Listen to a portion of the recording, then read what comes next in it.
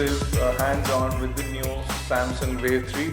Now we still haven't gotten the full box, so this is not going to be an unboxing video. This is just going to be a quick hands-on video till we get a full box so that we can review it for you guys. So standard Samsung packaging. The device is brand new. I'm just going to quickly go through the exterior of the device before I try and power it on and show you the Bada 2.0 awesomeness that is going on in the Wave 3. So those of you who've been using Bada phones from Samsung are already aware of the operating system, and those who are not can also look at the Bada OS 2. Let's talk about the Wave 3 now. It has a Super AMOLED display. Of course, it has Bada OS on it and a 1.4 GHz Scorpion Snapdragon CPU. It also has GPS and Wi-Fi enabled. If you see here, the device is extremely slim profile and it's just 9.9 millimeters in thickness, which is quite slim for a device like this. The outer shell of the Wave 3 is unibody metallic finish. This has almost a titanium purple finish on it, almost identical to the Wave 2. Looks really good and has a brushed finish, so not very fingerprint friendly. Back panel, it's a fairly clean looking device and pretty impressive looking smartphone from Samsung. So let's go through the exterior quickly. So on the front of the Wave 3 you have the earphone right here. You do have a couple of sensors along with a front facing camera. A 4-inch 480 by 800 pixel display which makes it 233 pixels per inch on this display over here. On the bottom of the display is a home button. We are not too sure if there are any other buttons, software buttons on the side, but we'll know once we power on the device. There'll most probably be a send call button and an end call button, but we'll find out for sure once we power on the device. On the right of the device is the dedicated power on and off button. There's nothing on the top of the device. On the left is the volume rocker. On the bottom here is where most of the things are happening, is the micro USB port, the microphone and the 3.5mm headphone jack, which will also be used to connect your hands-free kit. On the back of the device is a 5 megapixel camera with LED flash. This does do 720p video recording, and you do have the speakerphone over here. A quick release button to release the back panel. So we finally figured it out. Press this button and pull out the full back panel out of the device. It's like that, but it doesn't come off all the way. It stays still here so that you can access your memory card slot, your battery compartment and your SIM card slot, all three of which are over here. It's a very unique way to open a phone, and we've never seen anything like this on any device till date. It's pretty ingenious. So you put in your SIM card over here, micro SD card in here. It supports up to 32GB micro SD, and it comes with an internal storage of 4GB. So that should work for most of you guys. Slide it back in, and let's quickly power on the device, take a quick look at the interface. So on the side we do see send call button and end call button. So nice new Bada animation from Samsung. So here we have the Wave 3 finally booted up, and here you will see a familiar user interface. This is Bada OS, but this does have TouchWiz user interface on it, so you do get your widgets over here. News, your date and time, your weather widget, all these things are in here as well. So you get all your widgets in the similar fashion as you would see on an Android Samsung device. Also get the overview feature where you pinch out and you see all your dashboards on the main screen, which is pretty cool, so that you can quickly jump from panel to panel, which is quite interesting. And of course you can move these around because Samsung has been pioneering in doing that. And you do get these quick tutorials on showing you how to use the device. Here is the main menu for all the applications. Now Bada is becoming more and more like Android.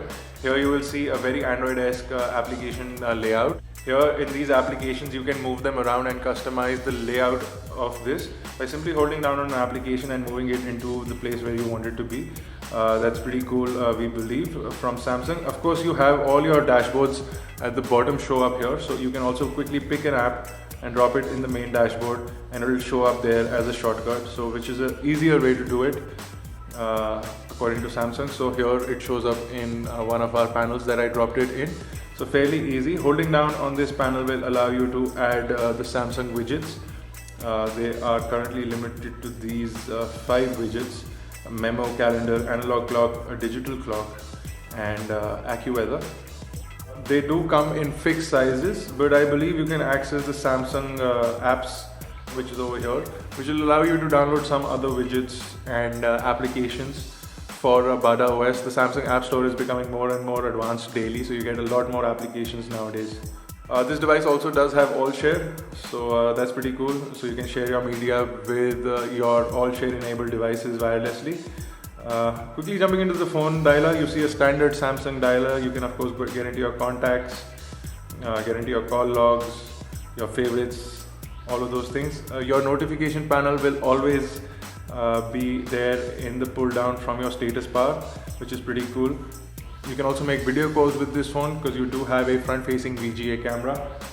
Incidentally, looking here at the keyboard, it will remind you quite a lot of the Android keyboard. You get this cursor selector where you can just quickly move the cursor to a place where you want it to be and then simply make your changes. Here in the keyboard you will see it's almost identical to the Samsung keyboard you would see on an Android device. You also have voice dictate features, and you also have other features that you would see in a Samsung keyboard. You can of course change the keyboard type from QWERTY keyboard to a 3x4 keyboard, which is a standard numpad style keyboard, and then to a handwriting keyboard where you can actually scribble on the phone with your finger and then it will convert that into text.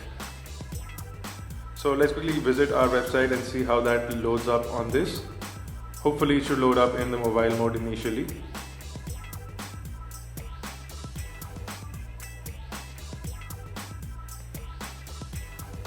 So as you can see, it loads up in the mobile mode and it's done loading up. Kinetic scrolling is not as smooth as we expected it to be, but it is there and pretty good. I'll quickly switch to the regular website as well so that we can check the accelerometer as well as pinch and zoom and all those things as well.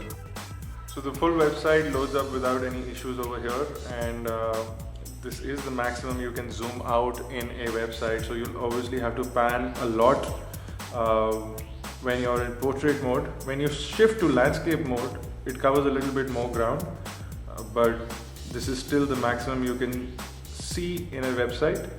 You'll have to do a lot of panning, and you can see that panning and moving the web page around is not as smooth as we would like it to be, especially on a device of this value. Pinch to zoom in is very smooth, and zoom out also looks good, but the panning bit of it is very buggy, and you can see it's not smooth at all. But it did load up the website without any issues over here, and it's loading up all sorts of content including text, images and video, as you can see over here.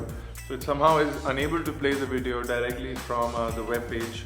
So let's quickly jump into all apps here and see if we have a YouTube application. We do have a YouTube application, so we're just going to quickly go into that, and it's basically a browser mode for YouTube, which is quite disappointing, but we'll quickly go in here and search for a video from iGyaan and see that we have the Omnia W unboxing. I'm just going to quickly play that for you guys.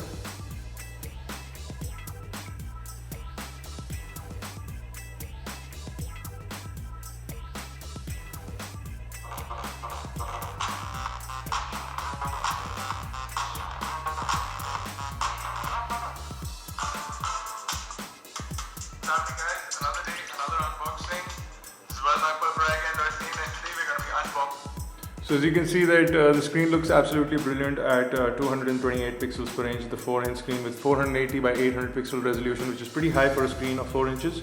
And it is a Super AMOLED screen, so you will see really great level of depth in colors and really deep blacks on this screen.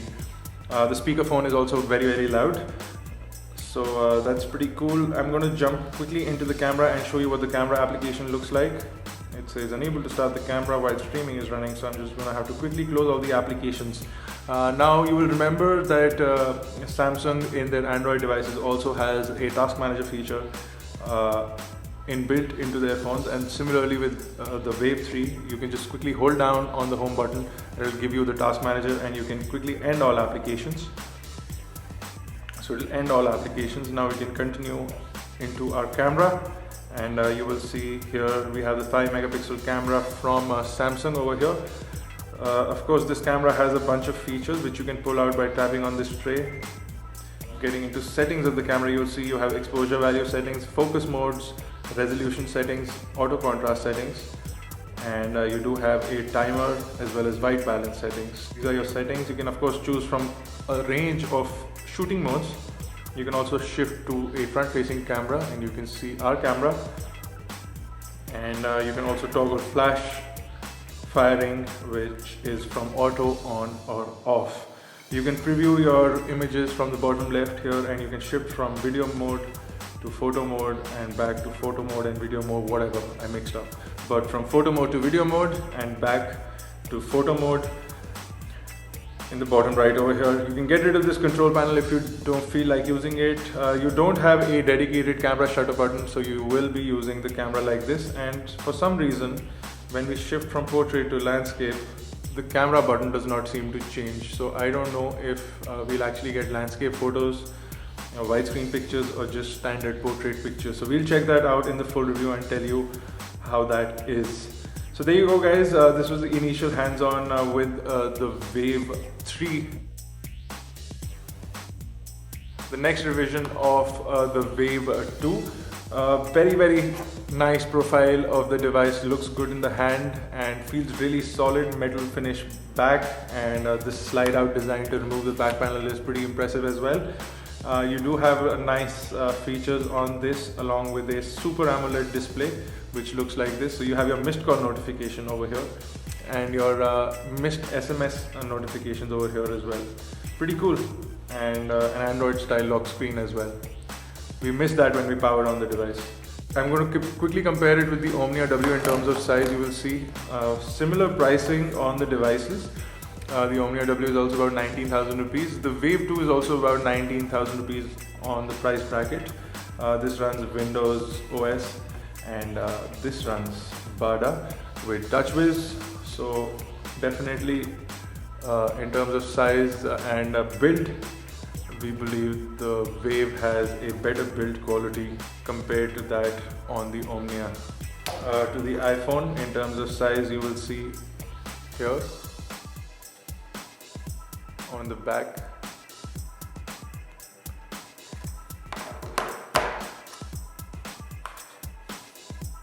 Side by side.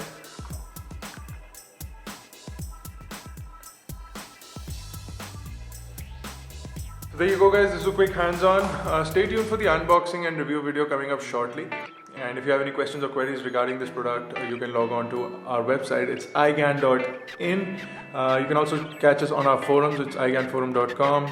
Do subscribe to our YouTube channels. It's youtube.com/iGyaan and youtube.com/iGyaanTV. You can also catch us on Facebook, Twitter, and on Google+. The links to those are at the end of this video or in the description below.